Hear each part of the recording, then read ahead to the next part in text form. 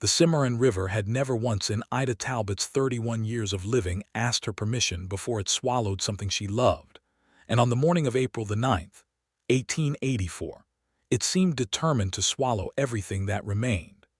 She stood on the warped pine boards of her porch with her arms crossed tight against her chest, watching the brown water crawl up through the switchgrass and cottonwood roots like something hungry and patient, and entirely without mercy.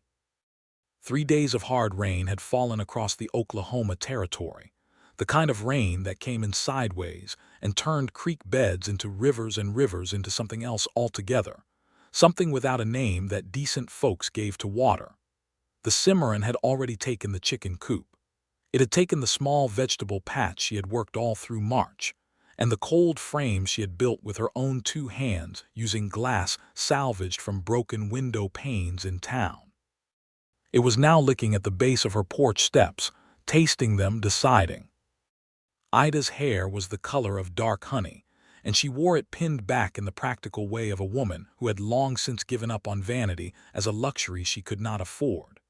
Her dress was brown wool, faded at the elbows, and her boots were good ones, the only extravagance the late Thomas Talbot had ever purchased for her without argument.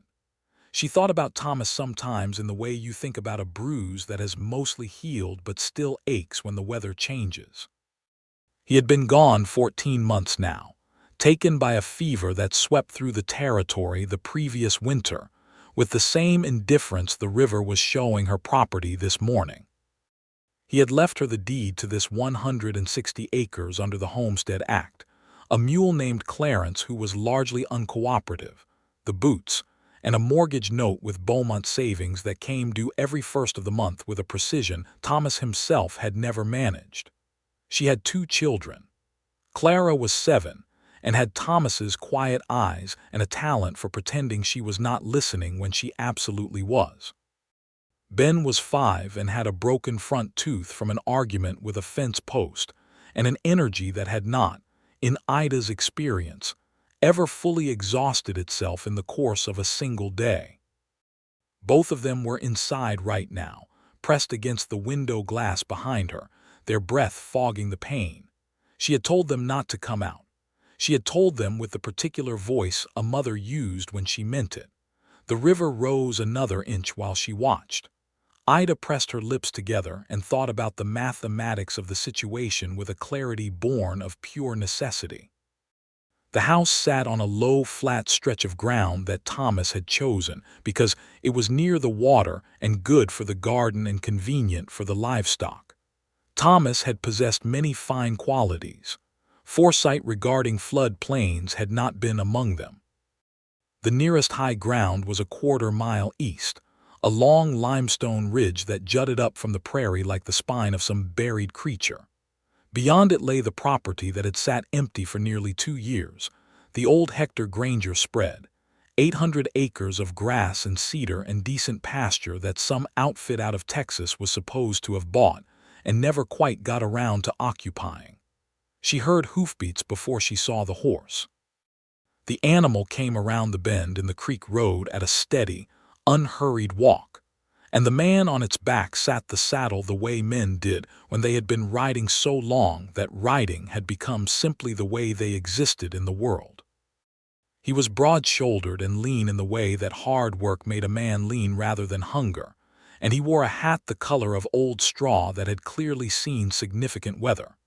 His coat was canvas, open at the front despite the damp cold, and beneath it she could see a plain dark shirt and the kind of work-worn dungarees that spoke of a man not given to performances of any kind. He stopped his horse at the edge of the road, which was itself becoming uncertain at its margins, where the water was spreading across the low ground, and he looked at her property with a measured, taking stock kind of expression before his eyes found her on the porch. He touched the brim of his hat. "Morning, ma'am," he said. His voice carried easily across the water-laden air, not loud but with the kind of carry that came from years of talking across open spaces. "You Mrs. Talbot?" "I am," Ida said. She did not move from the porch steps, and she watched him with the careful attention a woman alone gave to a strange man on her property, sizing up intention the way you read weather, looking for signs. "Name's Henry Reed," he said. "I bought the Granger place 3 weeks back. Came up from Texas with my herd. Just got the cattle settled in the south pasture day before yesterday when this rain started." He paused and looked at the water spreading across her yard. "Looks like you got a problem." "I'm aware of that," Ida said. He seemed unbothered by the flatness of her response. He leaned forward slightly on the saddle horn and looked again at the water and then back at her, and there was nothing in his expression that she could read as pity, which she appreciated, because pity had been the thing she least wanted from people for the past 14 months and had received most abundantly. "I got higher ground," he said simply, "up on the East Ridge and beyond. Solid limestone shelf under good grass, nothing the river's going to touch even if we get another week of this. I got an empty cabin on the north end of my spread. Old Granger's line shack, but it's tight and it's dry." He paused again. "You're welcome to it, you and your young ones, until this passes." Ida looked at him for a long moment. Behind her she heard the window creak as Clara pressed closer to the glass. "I don't know you, Mr. Reed," she said. "No, ma'am, you don't," he agreed, with what she would later recognize as characteristic honesty. "And I won't tell you that's not worth considering. But the water doesn't know you either, and it's coming up either way." She looked at the river. She looked at the bottom step of her porch, where the water was now close enough that she could see the reflection of her own face, distorted and wavering, looking back up at her from the brown surface. She thought about Clara and Ben. "Give me 20 minutes," she said. Henry Reed nodded once and swung down from his horse with the easy motion of a man completely comfortable with his own body, and he stood with his reins in his hand and did not presume to come closer, just waited with the patience of someone who understood that a woman with 2 children and a rising river did not need to be rushed. Ida went inside. "Mama," Clara said immediately from the window, "is the river going to take the house?" "Not while I have anything to say about it," Ida told her, which was not quite an answer but was the best she had. "Get your coats and your boots and your blankets off your beds. Take what you can carry, nothing more." Ben was already pulling things from shelves with the industrious lack of discrimination that characterized most of his efforts. Ida caught a tin of molasses before it could follow a wooden horse and a pair of socks into the canvas bag he was filling. "Useful things, Ben," she said. "Think about useful." She moved through the house with quick, practiced efficiency, the kind that came from having made hard decisions fast for the past year and a half. She took the deed to the property from the iron box under the bed, and the mortgage papers, and the small amount of cash she kept folded inside a copy of McGuffey's Reader on the shelf, which she suspected no thief would ever think to look inside a schoolbook. She took her good knife and the medicine tin and the small framed photograph of her parents that sat on the mantel, because some things were not about practicality. She stood in the center of the main room for one moment and looked around at the life that 14 months of alone had built in this place, and she felt something tighten in her throat that she deliberately refused to identify.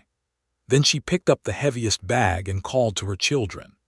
Henry Reed loaded what they had into his saddlebags and tied the rest across the back of Clarence the mule, whom Ida had haltered and led from the small barn that was already taking water through its floor. The barn was stone on the bottom half and would survive. She told herself the house would survive too. It was also stone on the first course. She told herself this several times. The ride to the Granger line shack took them up through a stand of cedar and over the limestone ridge, where the land lifted itself firmly above the reach of any reasonable water, and Ida held Ben in front of her on Clarence's back, while Clara rode behind Henry Reed on his big gray horse with a solemnity that the girl had adopted since her father's death and had not entirely set aside. The line shack was exactly what Henry Reed had described.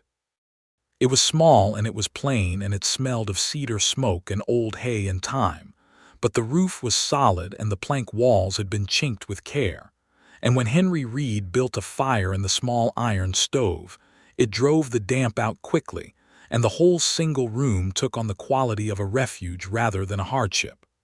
"There's wood under the lean-to out back," Henry Reed said.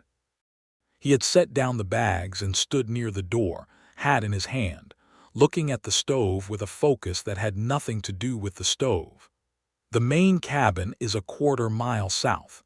I'll check in on you folks in the morning unless you need something sooner. There's a barrel of salt pork around the side and cornmeal in the tin on the shelf." "Thank you, Mr. Reed," Ida said. She said it with a directness that she hoped communicated something more than social form, because she meant it in a way that had weight to it. He looked at her then directly, and she saw that his eyes were a particular shade of gray-green that was almost exactly the color of sage after rain.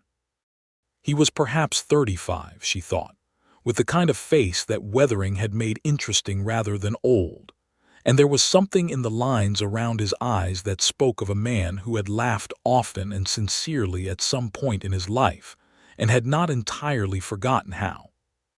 "It's nothing, ma'am," he said, and put his hat back on and went out. That night Ida lay awake in the narrow rope bed listening to the rain on the shack roof while her children slept. Clara curled like a comma and Ben sprawled with the complete physical commitment of a small boy who feared nothing in sleep. Even when awake he feared certain things. She lay there and thought about Henry Reed, and about the fact that she had allowed a stranger to bring her to his land, and she had felt, in some part of her that she did not entirely control, safer rather than less safe. That was a thing she turned over carefully in her mind for a long time before she slept. The rain stopped in the night. In the morning it was cold and clear and blue in the way that Oklahoma mornings could be blue after a storm, a blue so vivid it seemed almost aggressive. Ida built up the fire and made cornmeal mush, and the children ate it with the focused interest of children who had skipped supper the night before in the chaos of moving. Afterward she walked to the edge of the ridge and looked down toward her property through the clean morning air. The water was still high. The yard was a shallow lake. The porch was half submerged. But the stone walls of the house stood above the water line, and the house itself was intact, and Ida felt a relief so physical it was almost like pain. "Impressive view from up here," she turned. Henry Reed was coming from the direction of his cabin on foot, carrying a basket that turned out to contain 3 eggs wrapped in cloth and a small wedge of hard cheese. "I thought you might be short on supplies," he said. "My cook, old Pete Dawson, he bakes bread on Saturdays. I brought some of that too." He held up a cloth-wrapped loaf. Ida looked at the basket and then at him, and she had the sudden clear sense that this man was not performing generosity, was not doing it to be seen doing it or to place her in his debt, but was doing it in the straightforward way that people do things when they have simply decided a thing needs doing and they are the one positioned to do it. "That's very kind," she said. She took the basket. "Walk with me a moment." They walked along the ridge in the clear morning air, and the world spread out below them in every direction with the bigness that was the true character of Oklahoma territory, a bigness that could make a person feel either very small or very free depending entirely on what else they were carrying. Ida carried quite a lot. She had been carrying it for 14 months. "How long have you been in Texas?" she asked. 12 years, he said. "Down in the panhandle mostly. Had a small outfit, good grass, decent water." He paused. "Sold it." She waited, because she had learned that men like this gave information in their own time and that pressing produced less rather than more. "My wife passed," he said. 3 years ago, childbed fever." He said it with the flatness of a man who has said a true thing so many times that the saying of it no longer has the power to undo him, even though the truth of it obviously still lives somewhere inside his chest. "I had a daughter. She was 3 days old. She's with my wife's sister in San Antonio now, healthy, happy, I think." He stopped walking. "It seemed best at the time for the child. I was not in a condition to be anyone's father for a while." Ida absorbed this. She thought about what it would take a person to make that kind of decision, to hand over the last thing you had of someone you loved because you loved the child too much to subject it to your grief. "What made you decide to come up here?" she asked. "To the territory." "New start," he said. "Granger land came available at a fair price, and the grass is good and there's water when there isn't too much water." The corner of his mouth moved. "I brought 20 head of good breeding stock and 3 cowboys from the Panhandle who were willing to follow me north, planning to build up from there." "That's ambitious," Ida said. "Is that a criticism?" He glanced at her sideways with what she was beginning to recognize as his manner of asking something he was genuinely curious about. "No," she said. "It's an observation. Ambition in this territory is either admirable or disastrous, and sometimes both simultaneously." He did laugh then, a short surprised sound, as though it had gotten out before he could stop it. "That is about the most accurate thing anyone has said to me in recent memory." She found herself almost smiling, which surprised her. It had been a while since she had been surprised in that particular direction. The water receded over the course of the following 3 days with the slow stubbornness that characterized the Cimarron, pulling back inch by inch, as though reconsidering each foot of ground it gave up.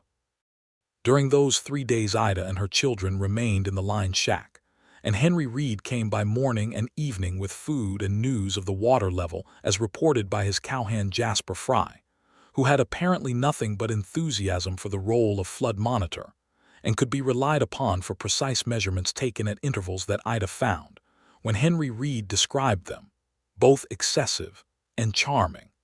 On the second day, Clara asked Henry Reed if he had any horses she could see. He said yes, he had several, and took them all down to the paddock near his main cabin, where a young chestnut mare and 2 solid quarter horses stood in the morning sun, still slightly restless from the days of rain. Clara stood on the lowest fence rail and watched the chestnut with an expression of pure undisguised wanting that Ida recognized immediately, because she had worn it herself at 7 in relation to horses and had never entirely recovered from it. "That one's name is Rosalind," Henry Reed said. "She's 4 years old and she's the bossiest horse I've ever owned, which is saying something, because I once owned a buckskin gelding that would kick the gate open if you didn't feed him on time." Clara said, very seriously, "I like her." "She likes you too," Henry Reed said with the same gravity.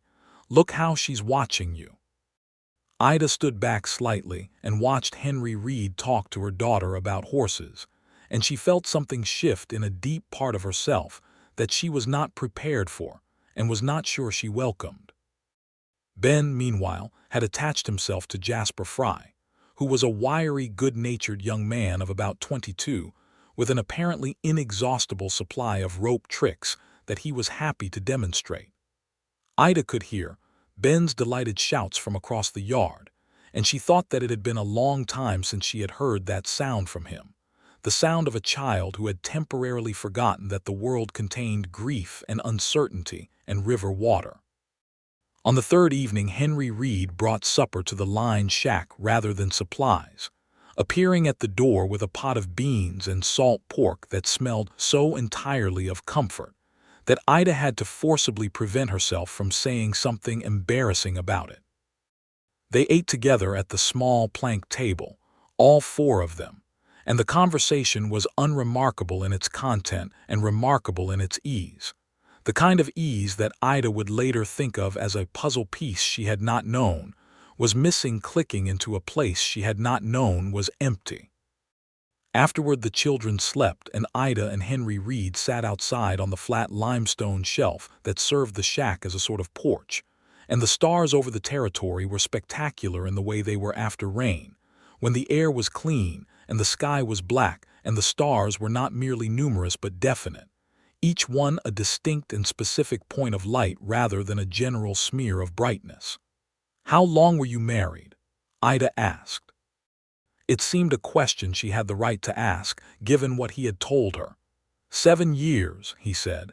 He was sitting on an upturned bucket with his forearms on his knees looking at the stars. "Her name was Margaret. She was from Tennessee. She had red hair and she could out-argue a lawyer, and she made the best dried apple pie I have ever eaten in my life." He was quiet for a moment. "The thing no one tells you about grief," he said then, "is that eventually it stops being the main thing you feel when you think about a person. Eventually, You can think about the apple pie without the grief being bigger than the pie. Ida thought about Thomas. She thought about the way he used to sing hymns off-key while he worked, entirely without self-consciousness, and how she had found it irritating for years and how she would now give quite a lot to hear it. 14 months, she said. He nodded. He understood what she meant. Does it get easier? She asked, and she was aware that she was asking it in a particular way, not as a rhetorical question but as a real one, asking someone who had traveled further down that road than she had. It gets different, he said carefully. I would not call it easier exactly, but the shape of it changes, and after a while you find that there's room for other things alongside it, things that are not grief, and you stop feeling like a traitor for noticing them. She sat with that for a while. The night insects were beginning after the silence the rain had imposed on them, and somewhere down in the cedar breaks, a whippoorwill was calling its obsessive single call into the dark. "Tell me about your husband," Henry Reed said, "if you want to."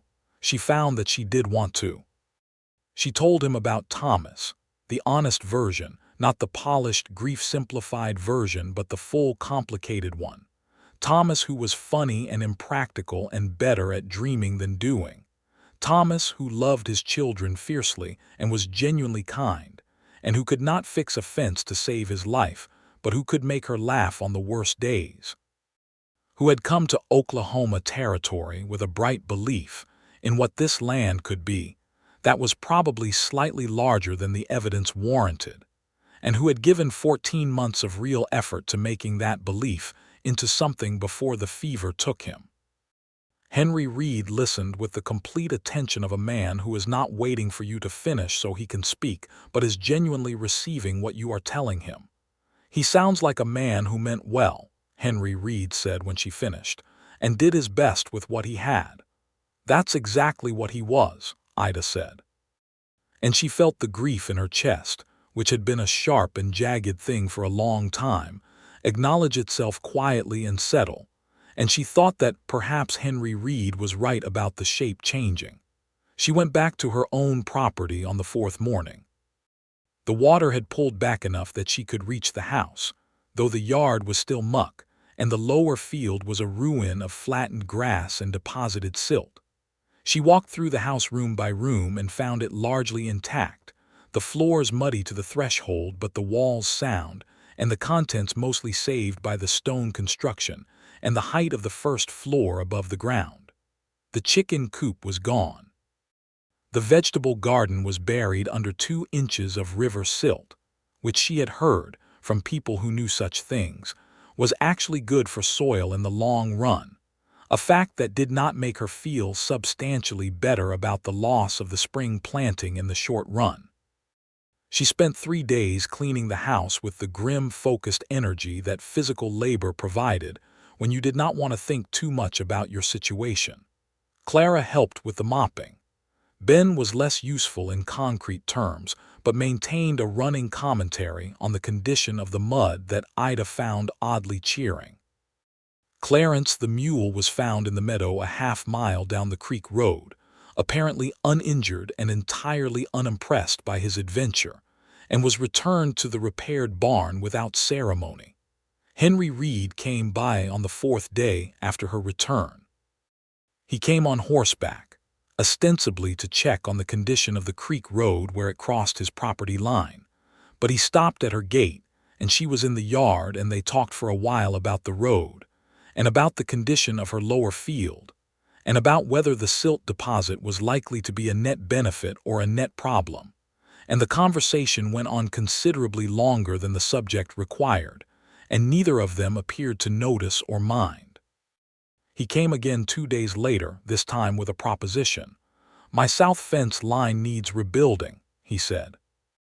He was standing at the edge of her porch, hat in hand again, which she had started to notice was a habit of his when he was asking something rather than offering something. 20 yards of it came down in the flood. "I've got the posts, but I could use another pair of hands. I'd pay you fair wages, day labor, $2 for the day's work." Ida looked at him steadily. "I know how to fix fence," she said. "I know you do," he said, and the way he said it was not condescending but simply factual, as though her competence was an established thing requiring no elaboration. $2 is generous, she said. It's fair, he said, with a slight emphasis on the last word that she understood as a statement about how he intended to conduct business. She fixed fence with him for 2 days that week, and another day the following week helping repair a section of his creek bank that had eroded badly.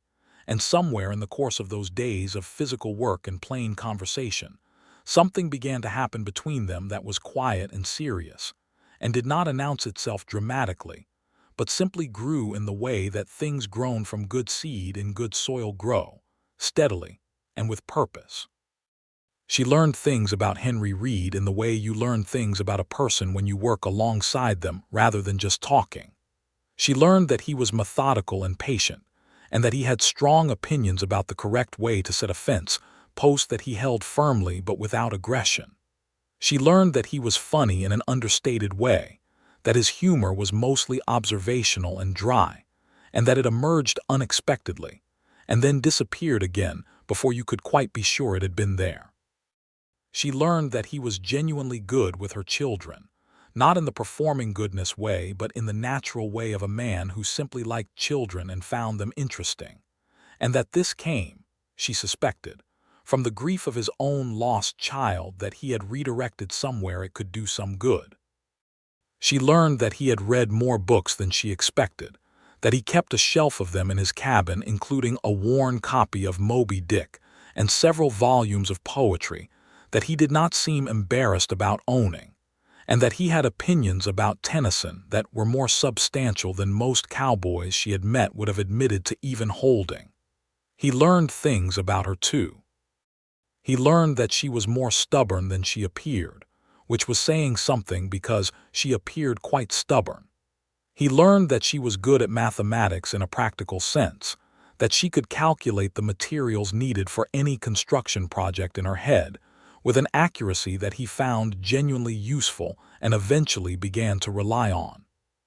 He learned that she had a temper that she kept under iron control most of the time, and that, when it got out, it was not violent but was extremely precise, a verbal precision that could anatomize a foolish argument or a condescending remark, with a surgical economy of words that left very little left to be said. He found this, Ida would discover, not threatening but interesting. In May the territory dried out, and the grass came in strong and green across the rolling hills, and the Cimarron settled back into its ordinary banks and ran blue over limestone in the places where limestone gave it something to run over. Henry Reed had his 3 hands, Jasper Fry and 2 older men named Cord Blanchard and Dutch Holloway, working the herd through the spring grass, and the cattle were doing well, and the operation had the tentative promising quality of a thing that was going to work if the weather cooperated and the cattle market held.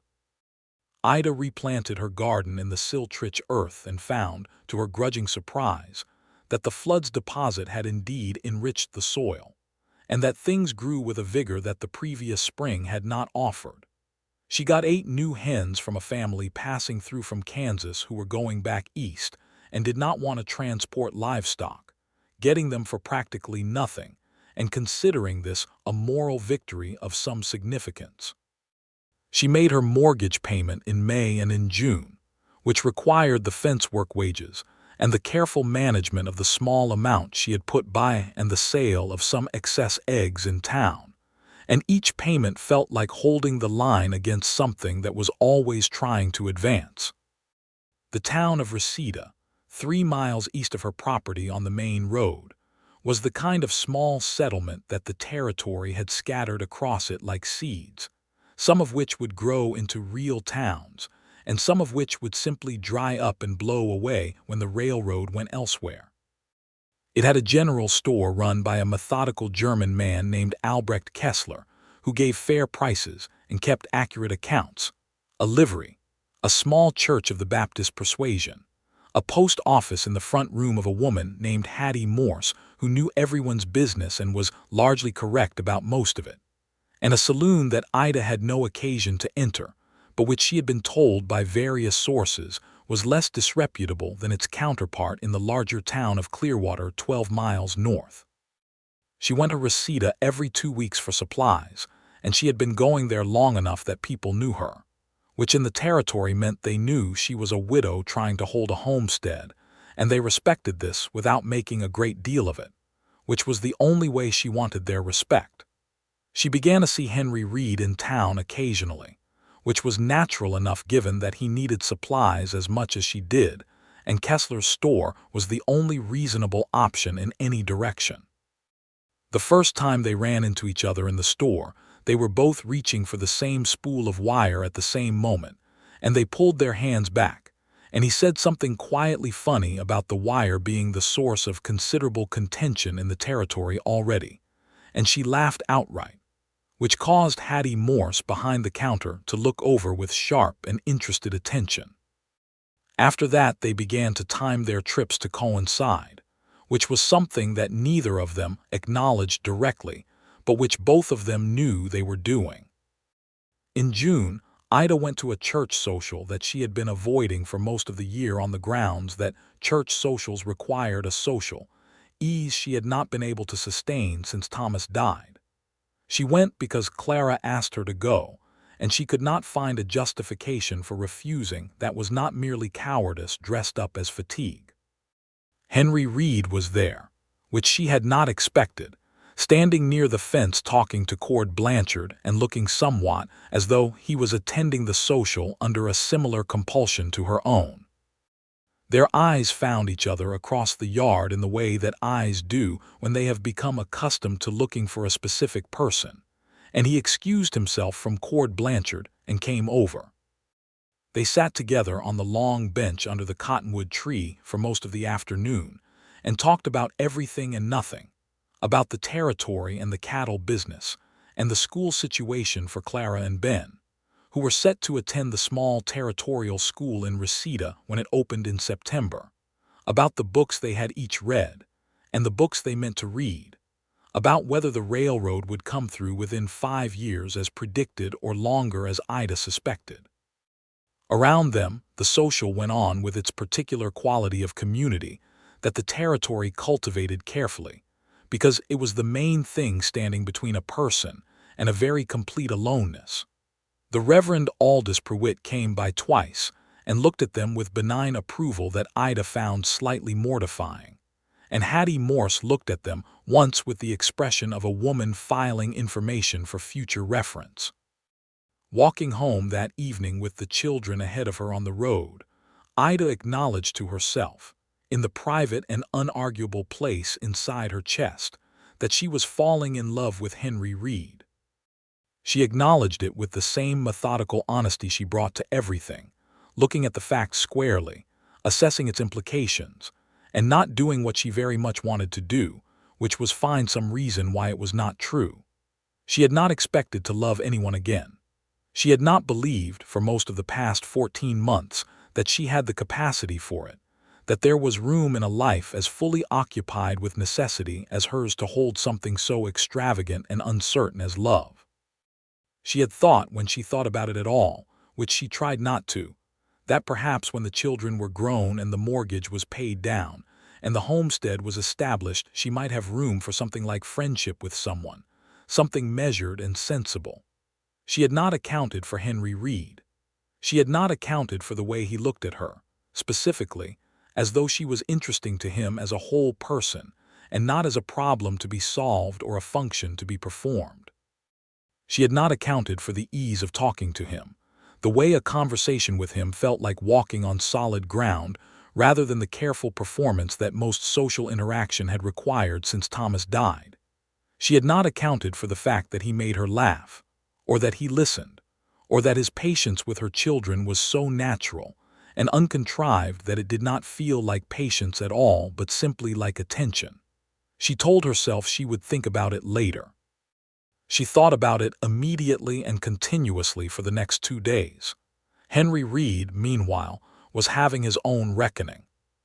He came to fix the remaining fence on the north side of her property on a Thursday in late June, with 2 cedar posts. he had milled from a tree that had come down in the flood, and which he had offered to her in lieu of wages for her work on his creek bank, a transaction they had agreed on with the comfortable practicality that characterized most of their arrangements. He worked the posts into the ground with the methodical force that he brought to all physical labor, and Ida worked opposite him on the wire, and the conversation went along in its usual easy direction, and then stopped. "Ida," he said. He had started calling her Ida sometime in May, and she had not corrected him, and he had not apologized for it. And the way he said it now was slightly different from the way he had been saying it, carrying a weight that the name had not previously had to carry. She looked at him across the top wire. He was looking at her with the direct gray-green gaze that she had come to think of as his honest face, the one he wore when he was not managing anything, just being exactly what he was. "I find myself in a position," he said carefully, "of wanting to say something to you that I am not certain you want to hear, and I am trying to work out whether saying it is courage or presumption." Ida wrapped the wire around the staple with steady hands. "In my experience," she said, "the difference between courage and presumption depends almost entirely on whether the thing you say is welcome. And if I told you it depended entirely on your answer whether I considered it to have been one or the other, then I would say," she said, still working the wire, not looking at him, "that you have managed to make even that ambiguous." He was quiet for a moment. Then he said, "I have been alone for 3 years, Ida. I have been alone, and I have been working, and I have been telling myself that I came north for new ground and new start, and that was the whole of it. And then I met you watching your river rise, and I think I have been lying to myself about what I was looking for." She did look at him then. She set down the wire and she looked at him with everything she had, and she said, "Henry Reed, if you are about to tell me that you have feelings of a romantic nature for me, then I am going to tell you that I have feelings of precisely the same nature for you, and then we are going to have to figure out what to do about that." He was quiet for another moment, and then the corner of his mouth moved, and then it kept moving until it was an actual smile, a full and genuine smile that altered his whole face and that she had not seen at that scale before, and it was a remarkable thing, that smile. "That," he said, "is about the most direct response to a declaration of that kind that I have ever received." "I told you I had a temper," she said. "My temper does not tolerate extended ambiguity." He laughed. He laughed the way he had that first morning on the ridge, the short, surprised sound of a man ambushed by his own happiness, and then he said, more quietly, "I'd like to court you properly if you'd allow it. Not rushing anything. You've got 2 children and a homestead and a year and a half of hard work behind you, and I'm not about to be another thing that demands something of you without giving anything in return." Ida looked at him for a long moment. She thought about Thomas. She thought about 14 months alone, and the mortgage note, and Clarence the uncooperative mule, and the chickens, and the Siltrich garden, and all of it. The whole weight of building something out here in this country that did not make any of it easy and never pretended it would. She thought about what Henry Reed had said about grief, about how the shape of it changed, about how there was room for other things alongside it. She thought about how safe she had felt, standing on her half-submerged porch with the river at her steps and this stranger on his horse at the road's edge, safe in a way that had nothing to do with his higher ground and everything to do with him. "Yes," she said simply, "he courted her properly. He came to Sunday dinner 3 weeks in a row," which Clara regarded with serious evaluation, and Ben with uncomplicated enthusiasm, since Henry Reed could be reliably counted on to bring something interesting from Kessler's store. Once a penny candy that Ben treated as a solemn and memorable event, and once a small illustrated book about horses that Clara read until the cover was soft and bent at the corners.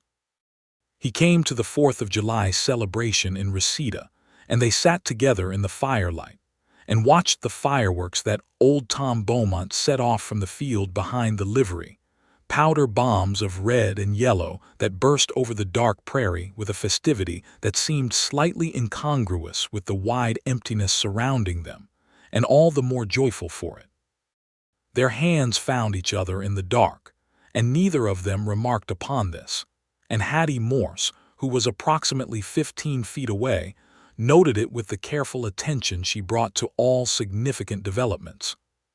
He took her riding one Saturday in July, up onto the long limestone ridge, where the view spread out in every direction across the rolling green-gold prairie, under a sky that was doing things with clouds that only the territory sky seemed to know how to do.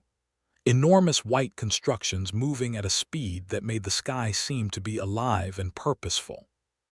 They rode side by side and talked and were sometimes silent, and the silences were as comfortable as the talking, which was a thing Ida counted as one of the truest indicators of the quality of a person's company. He kissed her for the first time on the 18th of July, on the porch of her house in the late evening after a Sunday dinner during which Clara had told him very long and detailed stories about Rosalind the mare, with the absorbed attention of a person who has found her true subject. And Ben had fallen asleep at the table and had to be carried to bed, and afterward they had sat on the porch in the warm summer night with coffee and talked until the stars were high and clear overhead. He had said good night and taken 2 steps off the porch, and then stopped and turned back and looked at her in the lamplight from the doorway and said, "Ida," very quietly, and she had stepped down to meet him, and he had kissed her with a gentleness that somehow contained the entirety of everything they had been building toward for the past 3 months, careful and certain at the same time.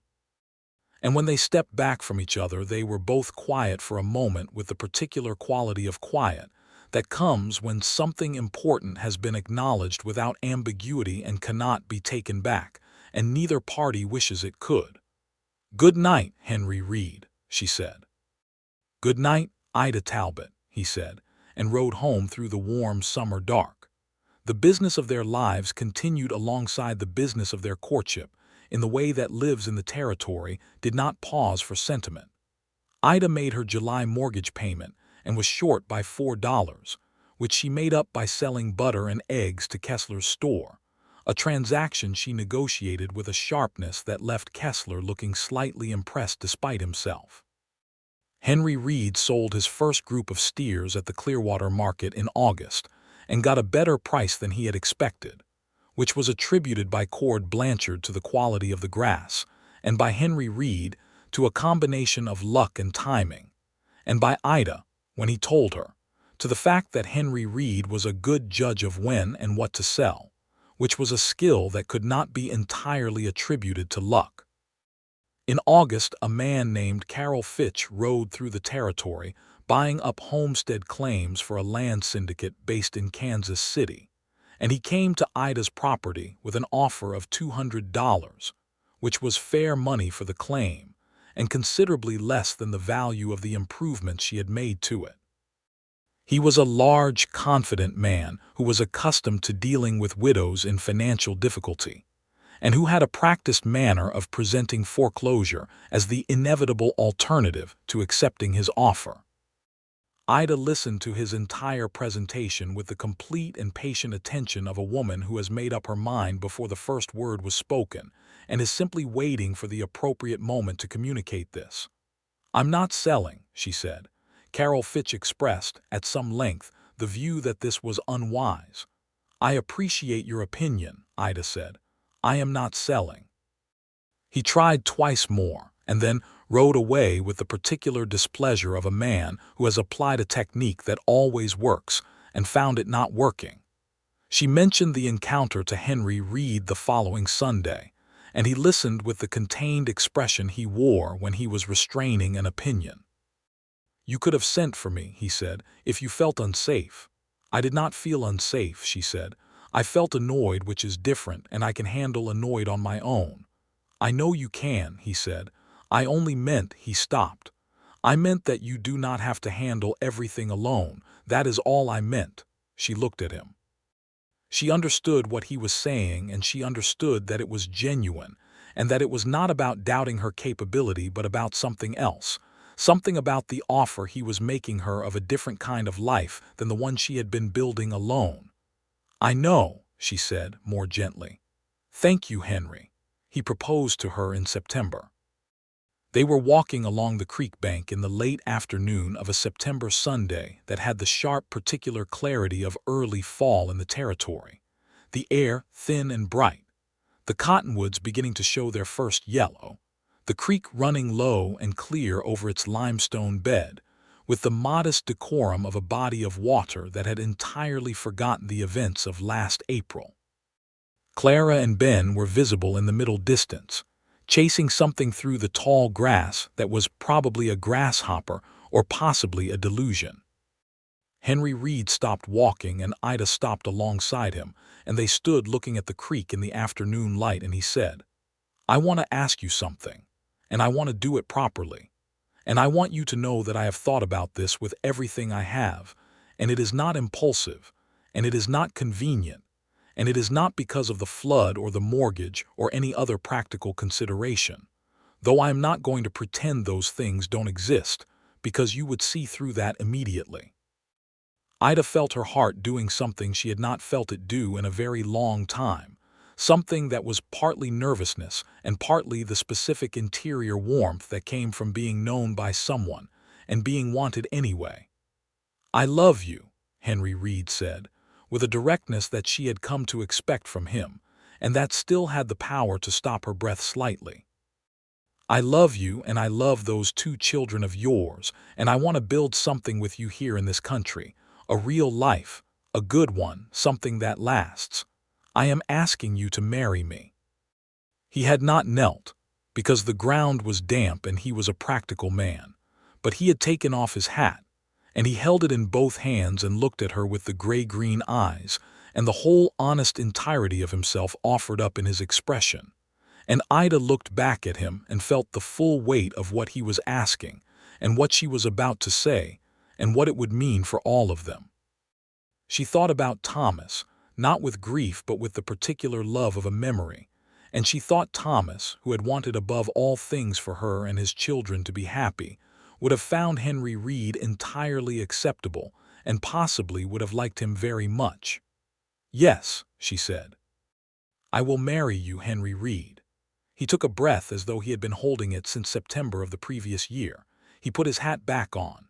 He reached over and took her hand with a certainty that said he was not letting it go any time soon.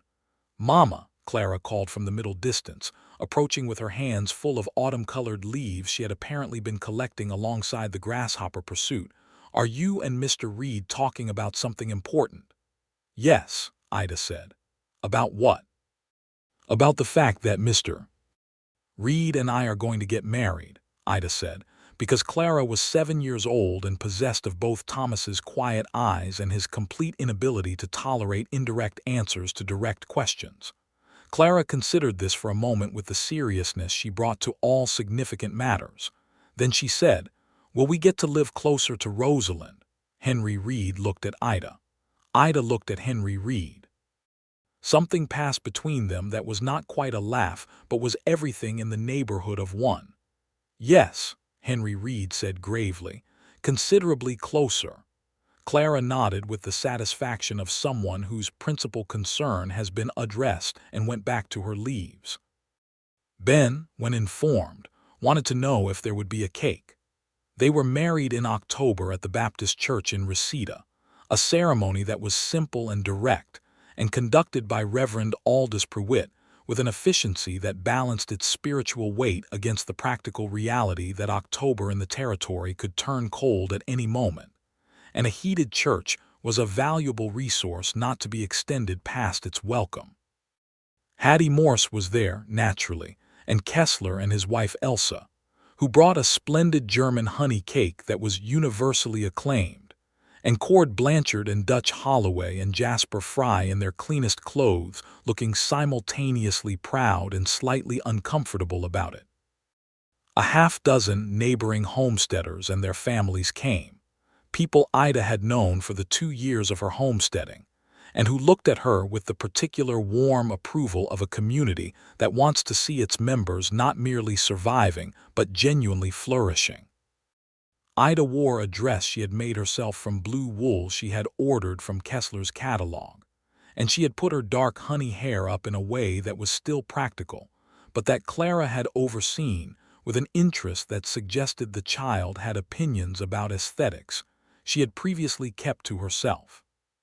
Henry Reed wore a dark coat she had not seen before and clean dungarees and his good boots, and he stood at the front of the small church looking at her when she came in with an expression that she thought was the finest thing she had ever had directed at her in her life. The ceremony was brief, and the words were old, and she said them with a fullness of intention that she felt in every syllable, and he said them with the same quality of absolute honesty that he brought to everything.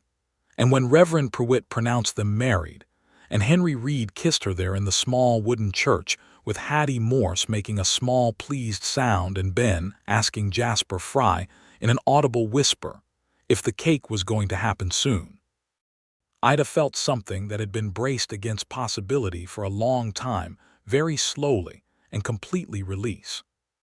They moved into the Granger cabin, which was considerably larger than the line shack, and which Henry Reed had spent the previous 6 weeks repairing and improving with focused attention, adding a second room for the children, recaulking the chimney, replacing 3 windows with new glass from Clearwater that let the morning light in at a quality that transformed the main room from merely habitable to genuinely lovely.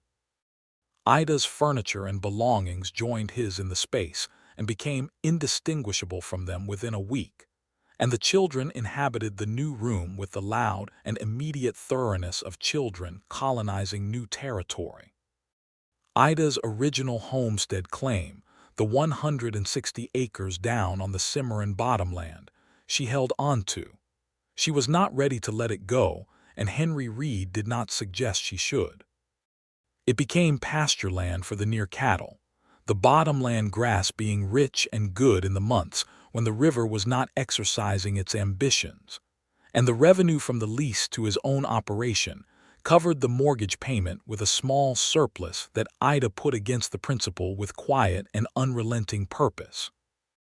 The first winter of their marriage was cold and long in the way that territory winters could be, the kind of cold that came off the plains in a straight continuous wind that did not have any sympathy for anything in its path. They were warm. They were well provisioned. Henry Reed had laid in wood and coal through the autumn with the organizational thoroughness of a man who had spent years in the Panhandle and knew exactly what cold weather meant.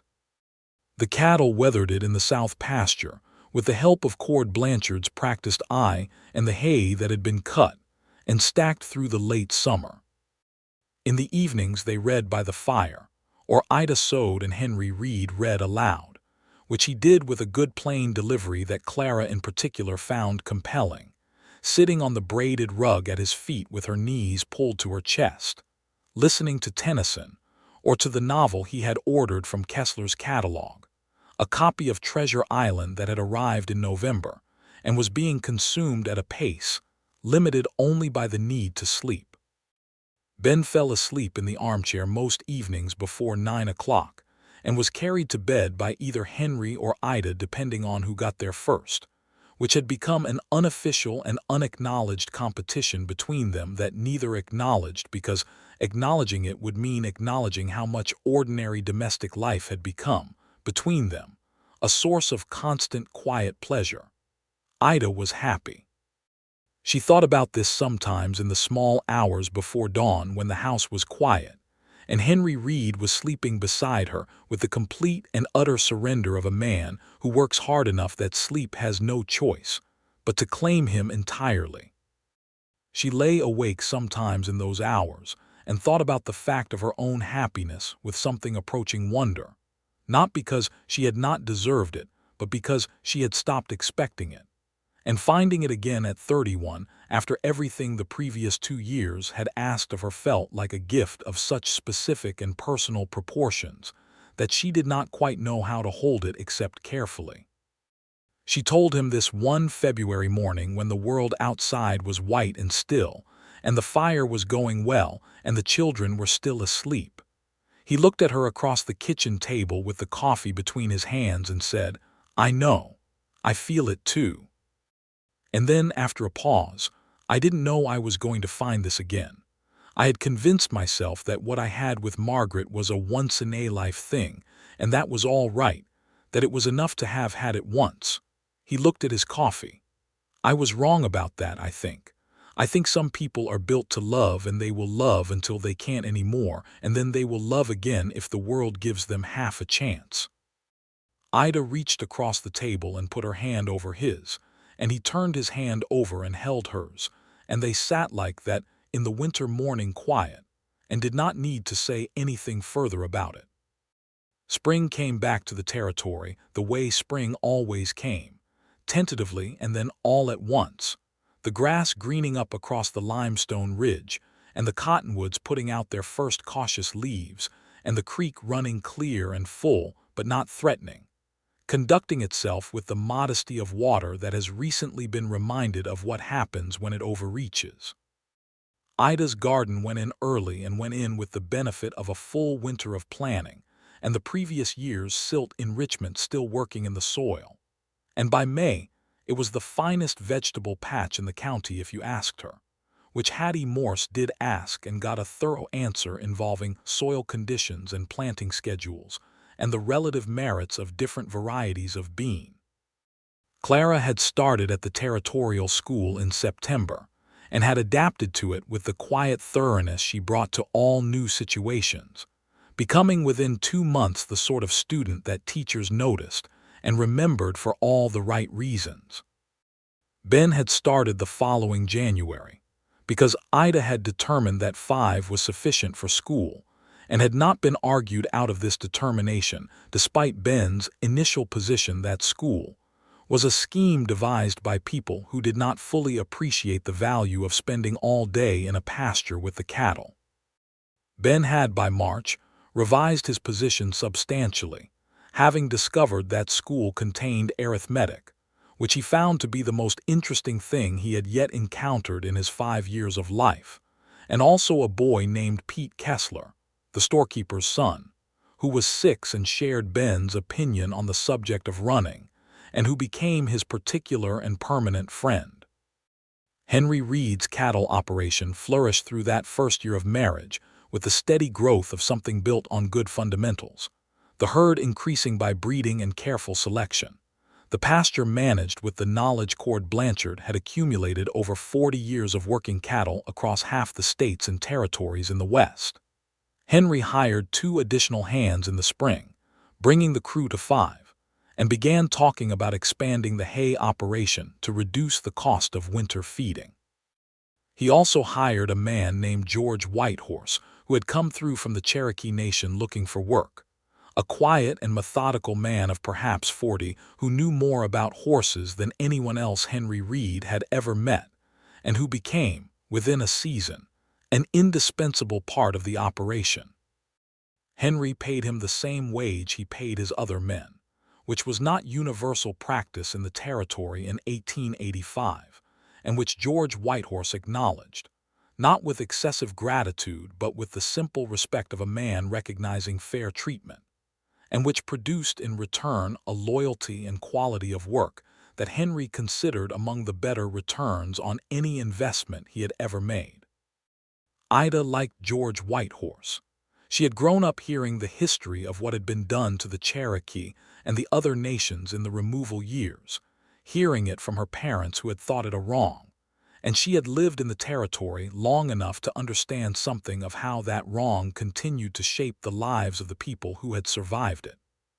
She could not fix what had been broken by history, but she could treat a man with the dignity and equality he was owed, and she did this as a matter of not very complicated principle, which George Whitehorse seemed to recognize, and which contributed, Ida thought, to the particular quality of ease that existed between him and the rest of the household. Clara, meanwhile, had developed the relationship with Rosalind, the chestnut mare that had been telegraphed from the moment she stood on that fence rail and looked at the horse with pure, uncomplicated wanting. Henry had begun teaching her to ride properly in the spring, not just sitting a horse but actually riding, and Clara had taken to it with an aptitude that George Whitehorse noted seriously, and that Henry watched with the particular pleasure of a man watching a child discover something real about herself. On a morning in late spring, Ida was in the kitchen making bread when she stopped with her hands in the dough and stood very still for a moment with the particular stillness of a woman who has just received information that reorganizes everything around it. She delivered the news to Henry that evening. He was cleaning harness in the yard in the long golden light of a May evening, and she came and stood beside him and said, without preamble, because she had learned that preamble only increased the anxiety of the receiver without improving the quality of the information, "I'm expecting Henry." He set down the harness. He looked at her with the gray-green eyes, and she watched everything move across his face, the initial surprise and then something deeper, something that engaged every part of his expression at once. Joy and fear braided together in the way they always are for people who have already experienced loss and know therefore with complete clarity what love costs. She put her hand on his arm.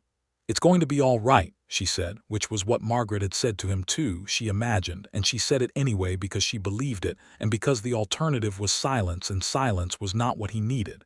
He covered her hand with his. He held it very firmly as though holding something precious and breakable. "Are you all right?" he asked. "I'm perfectly healthy," she said, "and I'm the stubbornest woman in this portion of the territory and possibly beyond it. Things will be fine."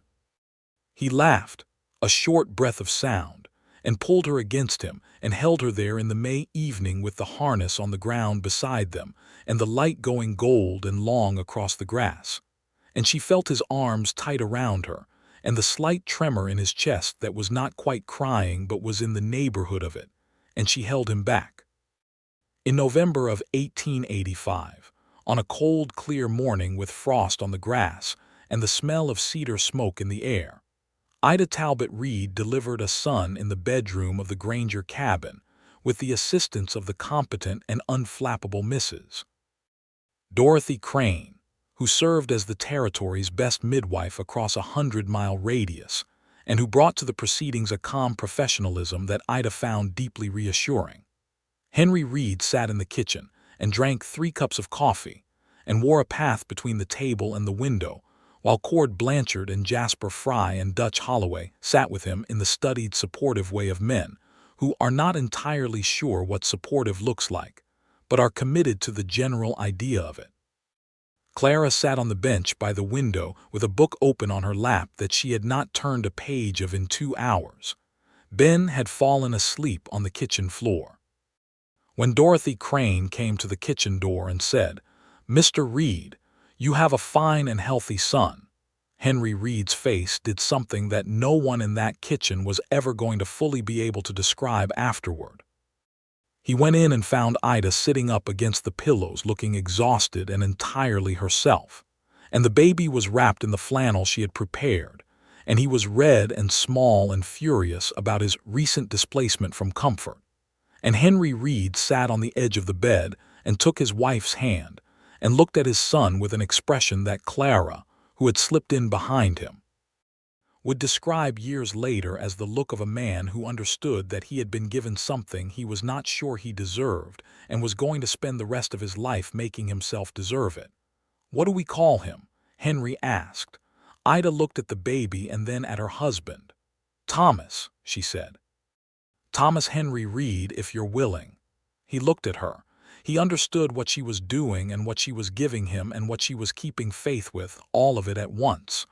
"I'm willing," he said very quietly.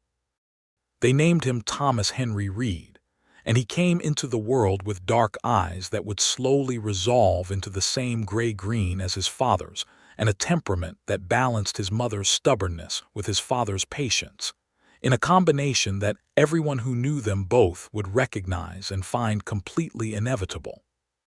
The winter of 1885 going into 86 was hard across the territory, but the Reed operation was well prepared for it, and came through with the losses of a well-managed outfit rather than a careless one, which was to say minimal and survivable. The cattle had shelter and hay, and Cord Blanchard's 40 years of experience stood between them and the worst of the cold. The family had wood and coal and food, laid in with the thoroughness of two people who had each independently developed a deeply personal relationship with the concept of being prepared. Henry Reed paid off a significant portion of the purchase price on the Granger land from his cattle proceeds, which he managed with the focused attention of a man who understood that land was the foundation of everything else, and that the foundation should be owned rather than owed. Ida paid off the last of the Beaumont savings mortgage on her homestead claim in March of 1886 with a check that she wrote out with her best pen in her most deliberate hand, and she mailed it herself from Hattie Morse's post office window. And Hattie Morse, who knew what that check represented in terms of the past 2 years of Ida's life, handed her the receipt with a look of genuine warm recognition that Ida appreciated more than she expected. They went to the 4th of July celebration in Reseda that summer with Thomas on Ida's lap and Ben running with Pete Kessler through the crowd with the uncontainable energy of 6-year-old boys who have recently consumed more sugar than was strictly advisable, and Clara watching the fireworks with a seriousness that had begun, in the past year, to be touched at its edges by something that was not yet quite girlish delight, but was moving in that direction. Henry Reed sat with his arm around Ida's shoulders in the firelight with his son in his wife's arms, and watched the powder bombs burst over the dark prairie and thought about 3 years ago, the end of his time in Texas, the particular deadness he had been carrying around with him like a stone, and the improbability of where he had arrived from there. The following spring Ida found she was expecting again. This time Henry Reed received the information with considerably less trembling, though with no less feeling, and Dorothy Crane came again in November and delivered, with the same unflappable competence, a daughter who came into the world with Ida's honey-dark hair and Henry Reed's gray-green eyes, and a set of lungs that announced her arrival to everyone on the property, including the horses. They named her Margaret Clara Reed, and Clara, who was now 9 years old and had been consulted about the middle name with the seriousness the consultation deserved, received this honor with a dignity that lasted approximately 30 seconds before dissolving into the kind of joy that 9-year-olds feel when something they love has been given their name. Ben, age 7, assessed the baby with the evaluating eye of an older brother and declared her acceptable, which Thomas, age 2, confirmed by touching her hand with one careful finger, and then looking up at his mother with an expression of pure scientific interest. The years that followed were the years that built something, and they were not easy years in the way that nothing in the territory was easy, but they were full years, years with real substance to them, years that accumulated into something that could be called a life built on purpose rather than merely endured. Henry Reed's operation grew to 300 head, and he brought on a 4th full-time hand and built a proper barn to replace the combination of lean-tos and salvaged structures that had served the early years. He was elected to the local Cattlemen's Association board in '88 and served with the methodical competence that he brought to everything, and people in the territory came to associate his name with a particular quality of fair dealing that was worth considerably more than any formal reputation. Ida's garden expanded into a genuine productive enterprise that supplied not only the household but a consistent surplus sold to Kessler's store, and as the years went on, to several other establishments in Reseda and Clearwater. She developed a reputation for the quality of her preserved goods, her jams and pickles and dried herbs, that became a secondary income stream of real significance, and that she managed with the same mathematical precision she brought to everything financial. She never became wealthy by the standards of the East. She became something better by her own measure, which was secure. Clara became an exceptional rider, as George Whitehorse and Henry Reed had both known she would, and competed in the territorial fair in 1888 at age 12 on Rosalind, and won the ladies' equestrian event, which she received with the composed self-possession of a person for whom this was the confirmation of something she had always known rather than a surprise. George Whitehorse, who had been coaching her for 2 years, watched from the fence with an expression of satisfaction so complete that Jasper Fry was moved to say that George looked like a man who had just proved a theorem, and George had nodded seriously and said that was about right. Ben became a figure of mathematical authority in the Reseda school at an age when such authority was supposed to belong to the teachers, which his teacher, a patient young man named Elias Gunderson Fresh from a teacher training program in Kansas City, took with the good grace of someone who had quickly grasped that Ben Talbot's arithmetic ability was going to either be a resource or a problem, and that making it the former was simply the intelligent choice. Ben and Pete Kessler were inseparable throughout childhood and into adolescence, two boys who had found in each other the particular complementary friendship that lasted a lifetime, Ben's mathematics and Pete's mechanical interest fitting together into a partnership that everyone who knew them could see was eventually going to be applied to something practical and profitable. Thomas Henry Reed grew into a quiet, observant child who had his father's patience and his mother's stubbornness, and his own particular quality of stillness that could be deceptive, because behind the stillness he was always watching and thinking and absorbing things, and he surprised people periodically with the precision of what he had understood and retained. He adored Rosalind the mare with a devotion second only to Clara's, and he followed George Whitehorse around the property from the time he could walk with a focused interest that George reciprocated with his customary serious attention. Margaret Clara Reed was the loudest person in the family, which given the family was saying something, and she compensated for whatever she lacked in stillness with a relentless and frequently accurate intelligence, and a warmth that made her impossible to remain in any kind of negative state around. A quality that her father recognized with a mixture of pride and wonder, and her mother recognized as the particular gift of a child who had arrived into a home that was already full of love and had simply made it fuller. On an evening in the autumn of 1890, Henry Reed sat on the porch of what had been the Granger cabin and was now simply their home, and Ida sat beside him in the other chair. And across the yard the voices of their children were audible in the varying combinations of an evening winding down. Clara at the paddock fence talking to the horses in the last light, Ben and Thomas in argument about something that had the quality of not being worth arguing about but was being argued anyway, and Margaret Clara's voice from inside the house, asking something of Dorothy Crane's successor as the area's practical nurse, who came by on Tuesdays, and who Margaret Clara had decided she was going to be when she was old enough, a decision she had announced at age 4 with the confidence of someone announcing a fact rather than an aspiration.